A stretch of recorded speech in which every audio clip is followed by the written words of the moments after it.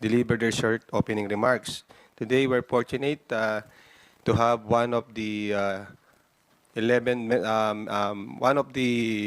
members of the 11-man House prosecution panel in the name of House Committee on Good Government and Public Accountability Chairman and Manila 3rd District Representative Joel R. Chua, and House Committee on Overseas Workers Affairs Chairman and Tingog Party List Representative Jude A. Asidre.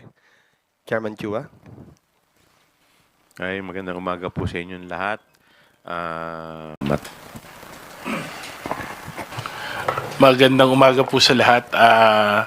Pasalamat po kami sa House Media Press Corps sa paanyayaming kasama nitong ating press con ngayong araw. At sana katulad ng sinabi ni Chairman Joel Chua, magkaroon tayo ng pagkakataong maliwanagan ang mga issue po na pinag-uusapan po ngayong araw. Thank you, sirs. Kicking off today's first question, may I call on Tina Panganiban Perez from GMA7. Good morning po, sirs. For Prosec Joel Chua. Sir, sinabi po ni SP Escudero na he is not inclined to call for a special session just to convene the Senate Impeachment Court. And wag daw silang madaliin kasi kayo naman po, hindi rin daw po kayo nagmadali doon sa impeachment complaint. Also, ituhog ko na rin, sir, what happens if the trial begins in the 19th Congress but is not concluded in the 19th Congress? Pwede po bang tumawid yon sa 20th? Maraming salamat po. Unang-una po, siyempre nire-respeto po namin ang opinyon ng ating kagalang-galang na Senate President.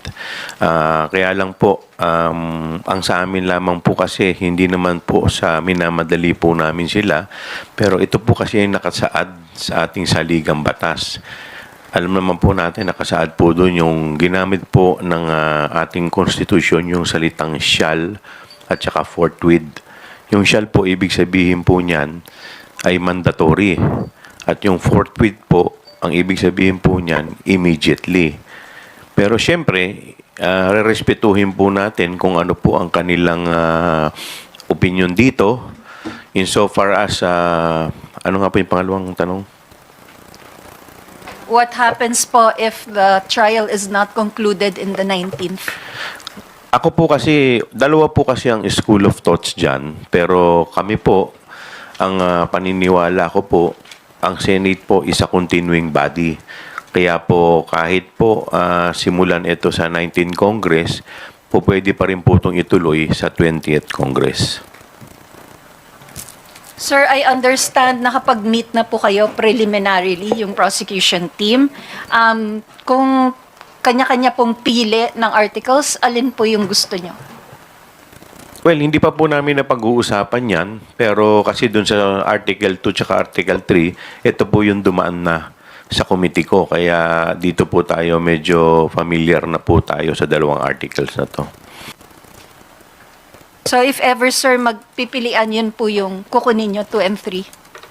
Kung yun po ang mapag-uusapan at kung ako po ibibigyan ng option, mas familiar na po ako sa 2 and 3. Opo. Sir, given the evidence na nakuha po ng committee ninyo dito sa House, are you confident that you will get a conviction in Articles 2 and 3? Well, unang-una po, gusto ko munang linawin, no? Ang impeachment po kasi, hindi po ito kagaya ng criminal case na proof beyond reasonable doubt. Kasi po dito sa impeachment po, ang tinitignan po natin dito, sabi nga po ni Justice Isagani Cruz, ang impeachment daw is a method of national inquest into the conduct of public men. So, ang ibig sabihin dito, ang tinitignan dito yung conduct ng mga nakaupo po na opisyal, lalong-lalo na yung mga impeachable officers, kung titignan po natin, dahil sila po, matataas po yung posisyon nila at yung conduct na hingi-hingi po ay dapat mataas din.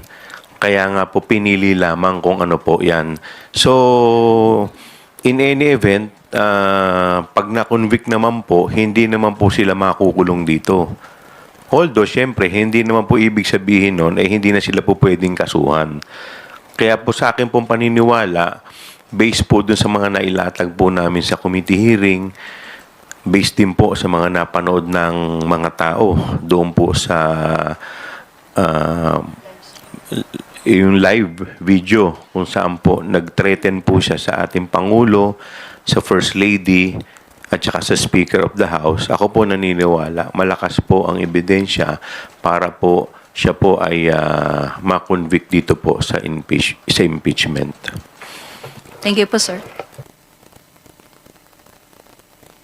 Thank you. For the second question of the day, let us acknowledge Kenneth Basilio from Business World. Sir, gusto ko lang sana malaman, no? Ano po yung specific strategies and evidence the prosecution will rely on for the impeachment trial? Well, hindi pa po kami nag-uusap tungkol dyan sa specific strategies. Dahil unang-una, marami pong mga private law firm na nagvo-volunteer po na tumulong. So, sasalain pa po muna namin kung ano po yung mga private na lawyers ang aming isasama po dito. So, aantayin po muna natin to at syempre, hihingan din natin sila ng kani-kanilang mga opinion. Okay, so in the follow-up, magpapakulit po ba yung hearings ng good government sa alleged secret fund spending na ni Vice President Sara in hopes of uncovering possibly more evidence against her? Well, pag-uusapan pa po namin yan. But right now kasi nakatutok pa kami dito sa preparation. Dahil para po in the event na anytime bigla pong magpatawag ang Senado or at least kami naman po ay patuloy na naglalakap ng mga ebidensya nang sa ganun mas lalo pa pong tumibay ang amin pong kaso. Pero is it possible for the panel to hold hearings na habang nakabreak pa at habang hindi pa inuhuli yung impeachment? Pwede naman po. Hindi naman po kami barred from conducting. Hindi ko po kayo masasagot dahil hindi pa po namin napag-uusapan yan eh. Kong Jude, you may want to react to the questions. Okay. Okay, let us call on Dwight De Leon from Rappler. Hello po, good morning po. Question po muna dun sa kasi pag nilitis si Vice President Sara tapos she gets convicted, she faces the penalty of perpetual disqualification from public office. In your opinions po, will she or can she avoid that possibility of a perpetual disqualification if she resigns ahead or during the trial?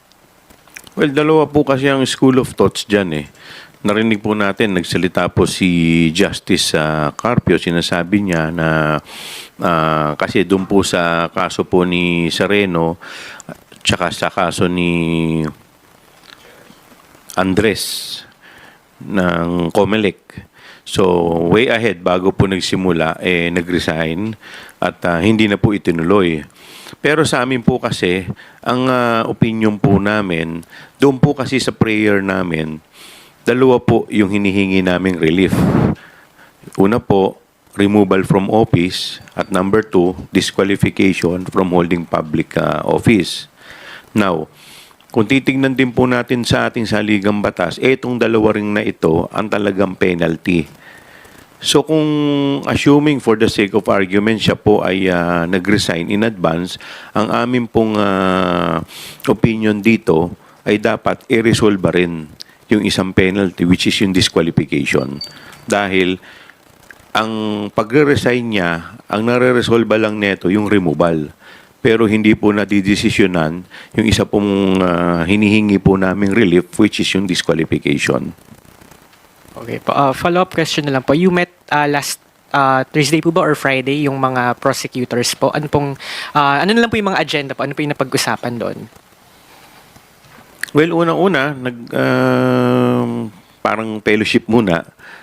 kita-kita tapos nag-usap-usap o sino ang hawak sa kasi siyempre may mga division of hindi pa insofar as yung impeachment complaint division of work lang muna. Halimbawa, sino ang hawak sa admin, sino ang hawak muna sa PR, sa media, so forth and so on. So basically parang yung pa lang muna tapos paano yung magiging flow ng mga susunod namin mga meetings. So, tapos yung mga possibilities po, mga legal arguments po na, yan, kagaya nga po niyan, yung tinatanong po ninyo, like for example, paano pag nag-resign? So, ano ang stand natin? So, siyempre, pinag-uusapan. Although kasi yung mga abogado, pag nagkita-kita yan, iba-iba rin ang opinion eh. So, isang batas, pero iba-iba ng interpretation. So, siyempre, lahat pinakikinggan muna namin at pinag-aaralan kung ano yung mga possible na mga legal issues na po pwede rin namin kaharapin. May private prosecutors na po ba? Isa po yan, napag-usapan po namin kasi marami mga nagvo-volunteer pero siguro sasalain muna namin ng maayos. And kay Kong Jude, napanood niyo po yung press conference ni Vice President Sara last Friday. Ano lang po yung reaction niyo doon sa mga sinabi niya doon sa press conference, undermining or downplaying the impeachment made by the House against her? Well, halata lang naman no na the press con was, for lack of a better word, it was staged to present na ang Vice Presidente ay hindi apektado sa mga issue ito. Pero the fact na ganun ang nangyari sa press con, klarong they're trying to divert the narrative and making sure that this is not affecting her in any way. Pero hindi naman ho ito issue kung hindi naman ito usapin na pwedeng ipasawang bahala na lang kasi ito po'y hindi lang usapin ng mga politiko. Katulad niya ng sinasabi ko, hindi ito laban naming mga politiko na pro or anti sa kanila. Ito po'y usapin ng pananagutan sa bayan. And I think that should be the message na dapat sana sinagot ng pangalawang pangulo. In all of these accusations, ano bang level of accountability niya bilang pangalawang pangulo ng ating bansa? Ano ba ang tugon niya dun sa mga ni-raise na mga accusations dun sa articles of impeachment? At hindi ho natin narinig yon. Pilit pong dinadownplay, pilit iniiwasan, pilit pinapakita na ito lamang ay isang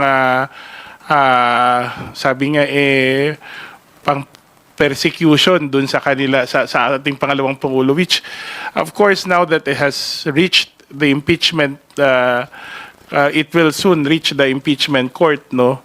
Hindi lang ito usapin ng politika, although this is they always say, while this is there are clear political considerations in the process, considering that the impeachment court is made up of senators who are politicians. Remember, this is also a constitutional process, and the submission ng Vice President sa prosesong ito ay hindi lamang it's not up to her to submit. It's our duty to hold ourselves accountable for our actions. Thank you, Thank Dwight. you po, thank you. Let's turn to Billy Vegas from Abante Politico for his question. Itanong ko lang po, ipapasubpin niyo raw po yung mga bank accounts ni VP Sara. And para saan po? Well, ire-request po namin sa impeachment court dahil lang pwede pong magsabina ay yung impeachment court. So mag-a-apply po kami sa impeachment court na ito'y masabina para lamang po ito sa mas tumibay pa yung mga ebidensya po natin. Ito'y dun sa SALN, sa issue po ng SALN.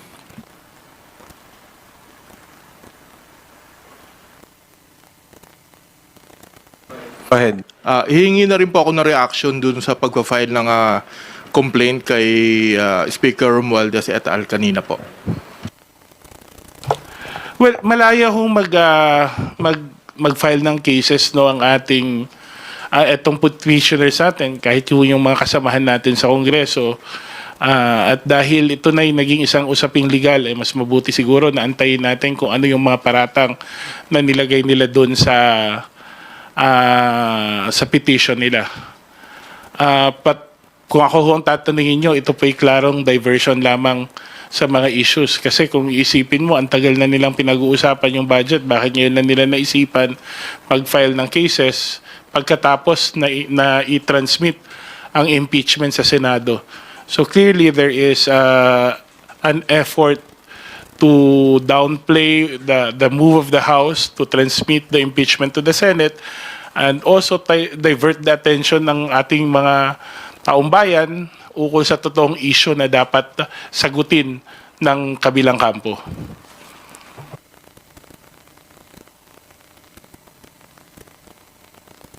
Thank you, Billy.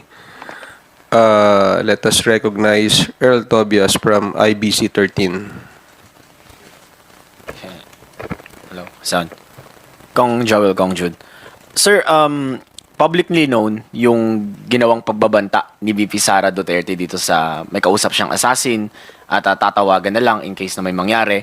Pero sa press con niya, publicly niya rin dininay. Does this set precedent na baka sa impeachment court, maraming mga pagdinay at pagpapasinungaling din si VP Sara? Kung sakaling ganun yung maging dating, ano ang reaction muna natin sa ganun na behavior as of now? And how do we approach this inside the impeachment court po? Well, sa totoo lang, kung ako tatanungin, ako muna sasagot before yung prosecutor yung sasagot, ano? Naasahan naman natin, i-deny niya eh. Pero hindi ho nagdi-deny yung video yung pinakita natin. Hindi po maidi-deny na milyon-milyong Pilipino ang narinig, hindi lang sa Pilipinas kundi sa buong mundo, ng isang halal na pangalawang Pangulo ay pagbabantaan ang nakaupong Pangulo ng ating bansa. Ang unang ginang at ang Speaker ng House of Representatives. In the end, hindi lang to usapin na her word against ours. There is evidence to show that she did it, that she made the threats, and that it is the position of the House, kaming pumirma sa impeachment, that she needs to be made accountable for that. Hindi ho ordinaryong usapin na ang isang nakaupong vice presidente ay magsasalita ng sa ganong paraan, at siya din she stands to benefit in case magkaroon ng vacancy sa tanggapan ng pagkapangulo. Kahit naman po anong denial niya, maliwanag naman po sa video at ito'y napanood po ng lahat ng tao. Meron po kaming kasabihan sa law, res ipsa loquitur. The thing speaks for itself. So hindi na naman siguro kailangan pang ipaliwanag yan. In fact, it has caused our country international embarrassment. Napahiya po yung bansa natin. Pinag-usapan tayo sa lahat ng mga broadsheet sa iba't ibang mundo. Kaya tingin ko naman kahit na ano pong denial niya, ito pong video mismo ang magpapasabi at magpapatunay ng kanyang mga sinabi. Thank you, Kongs. Follow up na lang po. Just going back with how the Vice President, sa umpisa, she's given due courtesy kahit na hindi siya umattend dun sa ating budget hearings, and then such happened na nasa plenary buong tanggapan nila for the first time, isang ahensya buong tanggapan ang hindi humarap sa plenaryo. And then sa press con sabi niya rin, if given an option, kahit impeachment na yung hinaharap niya ngayon, if given an option, hindi siya a-attend, hindi siya haharap. So ano pong masasabi natin dito, Kong? Well, depende yan sa magiging diskarte ng defense at ng prosecution. Dahil pag siya naman po ay pag na-require po siya ng impeachment court na humarap, papadalan po siya ng summon, ng subpoena, mauobliga po talaga siya na humarap. Siguro nakadepende po yun sa impeachment court, no, kung paano po ang treatment nila sa magiging desisyon ng pangalawang Pangulo. Pero doon po ako makafocus doon sa sinumpaang tungkulin ng ating pangalawang Pangulo.